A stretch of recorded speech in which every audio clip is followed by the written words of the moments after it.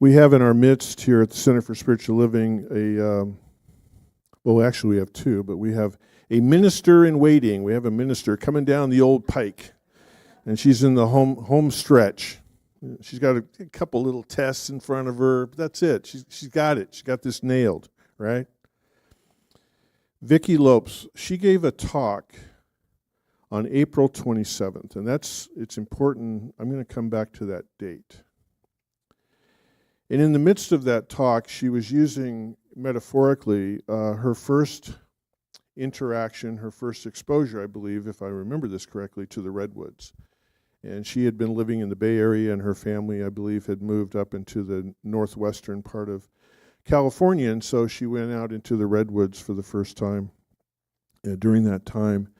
And she talked about it so magically. It was so wonderful about being in the midst of the redwoods and seeing the air seems to be alive and seems to be so mystical and magical. And I think that most, probably everyone in this room, we've all been exposed to the redwoods here in California, so we've had that same feeling.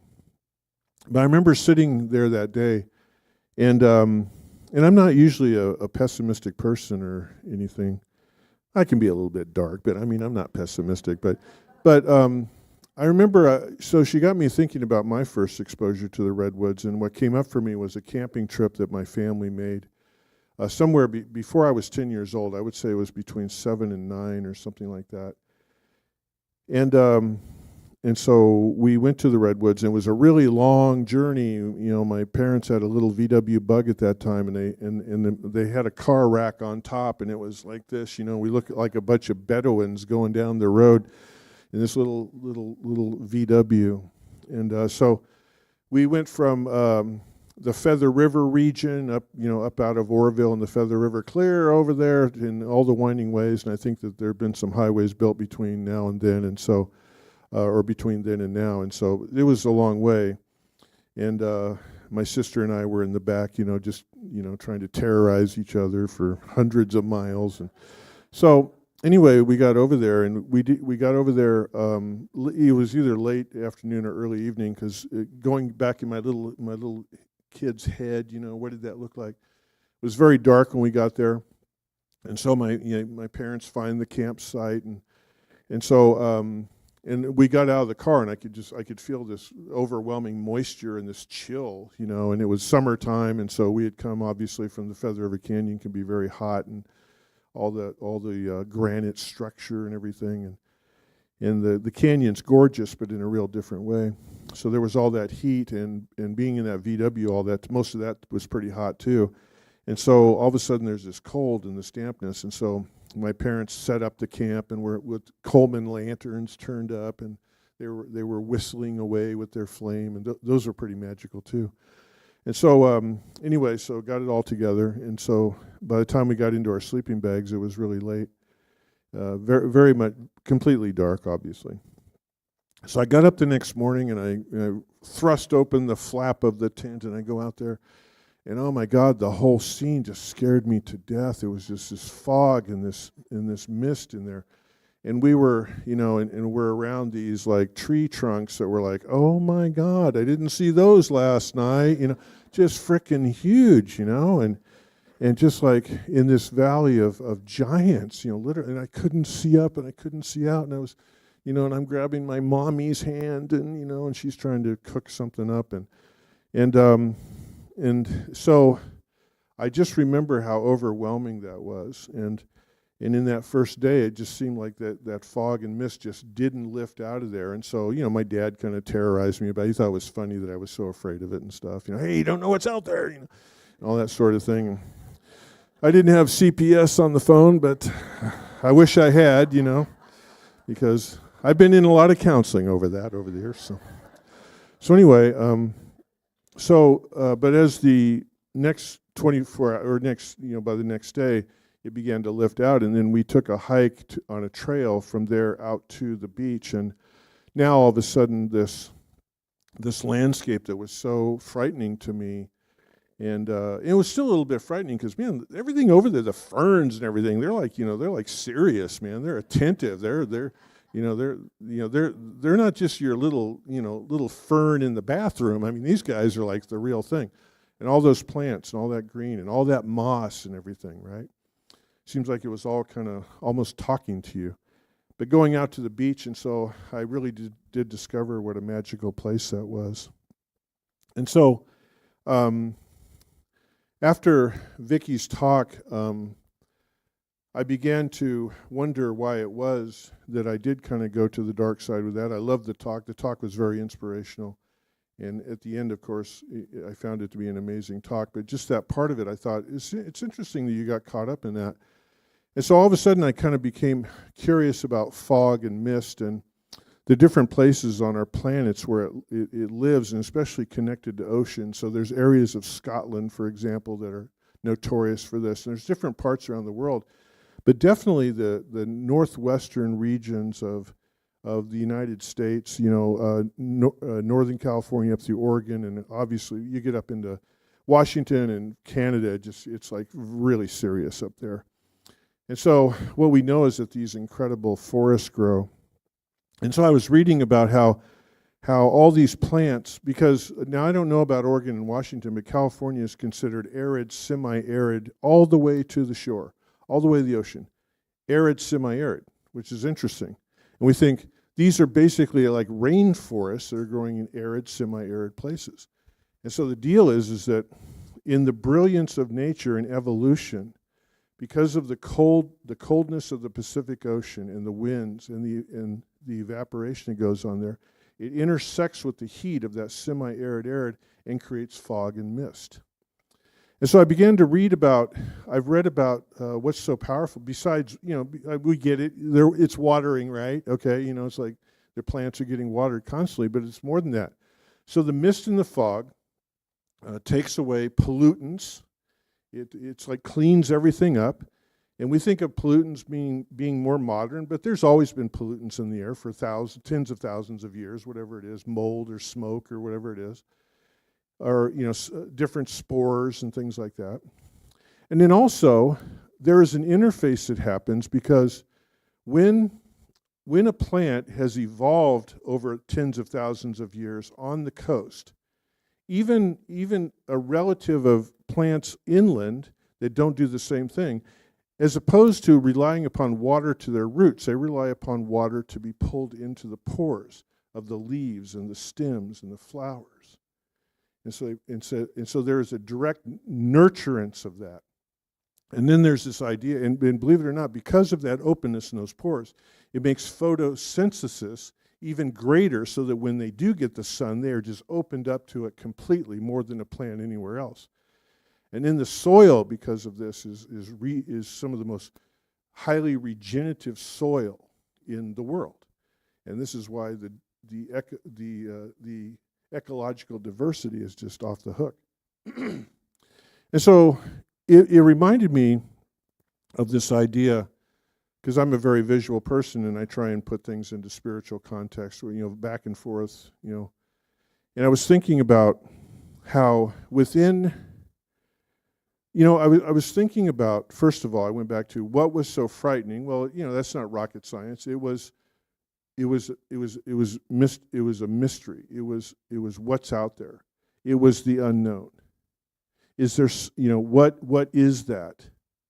And we know that as human beings, that represents going into a place where we don't really know where we're going, or maybe we are being called to take the next step, but we don't know where that is in terms of any way, shape, or form.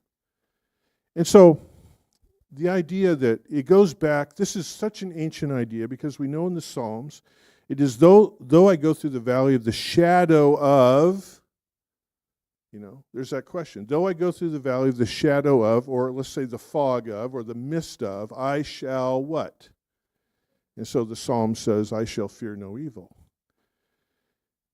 I shall fear that nothing will come upon me, that everything will be okay. In fact, we would say, in metaphysics and spirituality, what the Psalms is trying to get us to understand is that they call it the Lord, but we would say the law is there. The law is taking care of us. And so what I realized, what I was reading about the mist and the fog of the coast. So let's call it now for a moment mysticism, the mystery. Let's make that connection. Because in spirituality, let's face it, in this town right now, and in towns all over the place, there are people attending churches of whatever kind, all kinds of stripes and ideas and denominations, and the vast majority of what they're going to be talking about in this town right now is something we cannot see. It's something we can't draw. I mean, we can try and metaphorical it, we can try and get fancy about it, but it's the unknown and the unseen. And so, if I were to go to the coast today, and it was a foggy day, everything that's going on there within that interface between the plant life and also, the animals, and that fog and that mist. Now, science has figured it out because they've gone far enough down the rabbit hole. However, I would not understand that. And so then I began to think of this idea that we talk so much about the mystery of, I go into prayer, I beseech God, I have a ritual, I have a practice. And within all of those methods, spirit, higher power shows up to me. I'm not someone who has actually seen that, but like I think all of you, I have experienced that. When Vicki talked about the magic of the redwoods, a place like that, I think that we tune into the magnificence, the creativity of what's going on there. And we feel it. It's a beautiful place, but we also feel it. And so Vicki delivered this talk on April 27th. And I absorbed that talk, and I thought a lot about it. And sometimes I had a little bit of time. I went online, and I looked at ecological systems and things like that. It inspired me. I thought a lot about my own relationship with that, and I carried that with me. And so almost a month later, about 3 weeks later or so, give or take, as you know, my partner of 35 years, Judy, left this world. And she and I were together in a very intense environment for about the last 16 hours that she was in this world.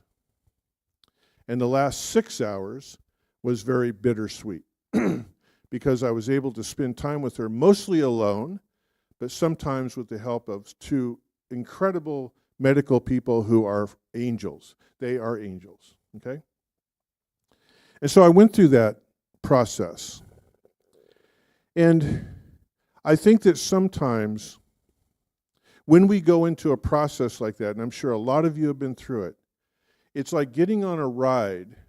You pay your ticket, you go on the roller coaster, and it kind of starts off, tick, tick, tick, tick, tick, goes up, and then it drops you, and suddenly you're being tossed all over the place for a really long time, and at some point, this is fun, but I'm looking forward to when it's over, and you go through it and go through it and go through it and go through it, and your senses are so flooded with everything. What's going on? Making a decision, talking to people, hoping you get it right, connecting, loving, caring, whatever it is. And it's just this roller coaster. And I went through that. And in a weird way, until you come to the very end, at least my experience was, it was like, oh my God, it blew me away. It spit me out back on the ramp I got on. I walked in a building as part of two. And in the physical world, just the physical world, I walked out as one. So she left this world at 3:15 a.m. on the 16th. And so by about 3:45 or close to 4 o'clock, I was finally walking out of the building, and I don't remember a whole lot once I got onto the elevator. And suddenly because I had to park about 2 blocks away from the hospital on that day. And so I walked all that way. First of all, I kind of forgot where I parked. And so I'm out there in the dark, looking around. And hoping my key thing works, but it's too far away. So it's like, okay, I'm gonna have to do this commando, and just do it. Finally, I found my car. I got in my car and I sat there, and suddenly I began to put together some coherent thought. And the thought was, I don't want to go home. And it was very strong. I don't want to go home. And then there's this part, what?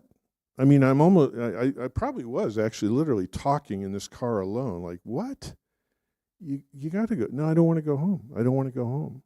And when I said I didn't want to go home, it was like a little kid voice.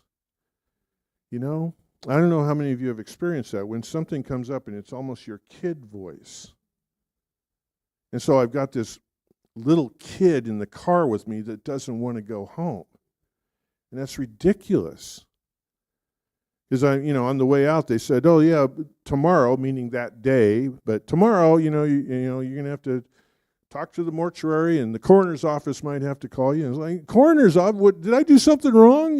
No, and all that. So I'm walking. So anyway, but now I've got this little kid. I don't want to go home. I don't want to go home. Okay, so I pulled out, and I took the long way home. I mean, way around Chico and kind of. This Honda Civic was just kind of slowly cruising all of Chico early that morning.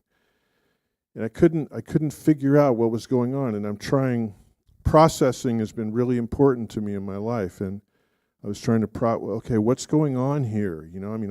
Obviously what happened, but what, this is such a weird reaction, right? And then it dawned on me. And this is what dawned on me. From the age of 10, and I'm not going to get into details why, but from the age of 10 in my life until my early 30s, I never really felt like home was home. I lived in structures with my family. I created structures later. I'm talking about, the furniture and the bed and the toaster and the breakfast and, the electricity and the TV and, home. It was there. But I meant home in terms of feeling comfortable, in terms of being able to breathe, in terms of no eggshells, in terms of something, and I didn't know what it was because, obviously, it's like trying to explain water to a fish. Hey, fish, you want to talk about water? What are you talking about? When we grow up in an environment, it is so there, you don't know what it is.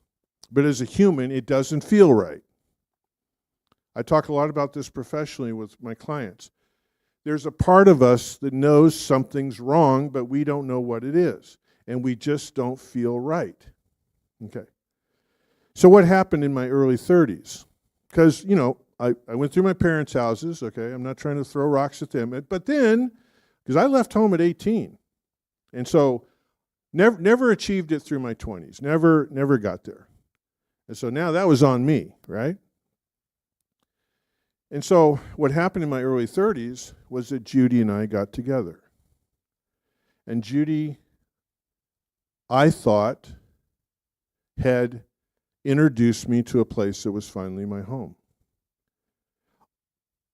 All my years with Judy, even the last 8 years, have been challenging on a lot of levels, but it always felt like home. It just didn't matter what was going on with her, me, or anything. We were living in a camping trailer in Las Molinas after the fire, and within a day or so, it felt like home. She was there, I was there, and it's the way we lived, the way we conducted ourselves, the way we always wanted to make sure home was that place that you want to come at the end of the day and come into that place and breathe and be yourself. And be in your underwear and, all that stuff, and it's okay. And you're processing whatever it is. We just heard a love song here. That's what's in that love song. Will you promise me you will, a promissory love song. That's what that means. And so I, in that moment, had become an atheist. I had become a muggle. Because it's like Judy's gone, home is gone. And that's where I came into in consciousness. And see, I was back in the redwoods. I was back in the fog. I was back in the mist. I couldn't see what was out there. And so, one of the things that I have learned in this teaching, and you know how we're all a bunch of nerds in here. We read all this stuff in book. Now it's on tablets and stuff, but let's just call it books, okay? Just indulge me for a moment, okay? Let's just call it books and stuff. We read all this stuff. We come to the talks. We have our favorite speakers. We go to conferences. And so I think about, so I want to take everything I've heard and I like to bottom line it, right? And there's a quote in Ernest Holmes in his work, The Science of Mind, and a couple other things he did. And he basically says, so I'm gonna read to you what I wrote here. When it comes to working out our own relationship with divine healing, Ernest Holmes would answer, we are left alone to make the great discovery for ourselves. When I was a kid, in a day or so, I went out in those redwoods and I made the great discovery for myself. And what I realized in the last month or so is that I have to make this great discovery for myself. So I want to end today by giving you a piece from two people that I hold in very high regard. I've never met either one of them, but again, books. You know, I'm a book nerd. And so two people, Wayne Kritzberg and John Lee, and they sort of put this piece together. As children, many of us were abandoned by those who were supposed to have loved us the most. Even today, when someone we love goes away, that feeling of abandonment may arise full force. How do we cope with that feeling? Unhealthy methods might come to mind, but that would be the worst kind of abandonment, pretending to be someone we're really not. By feeling the grief we've experienced, we're free to be truer to ourselves and to begin to live our relationship with the here and now, and remaining true to our divine nature, Today, I'll tell the scared little kid in me that I'll stay with them no matter what. That's who was in the car that night, that scared little kid. I choose today to stay with and build a home for myself for the betterment of us. And so it is. Thank you guys so much.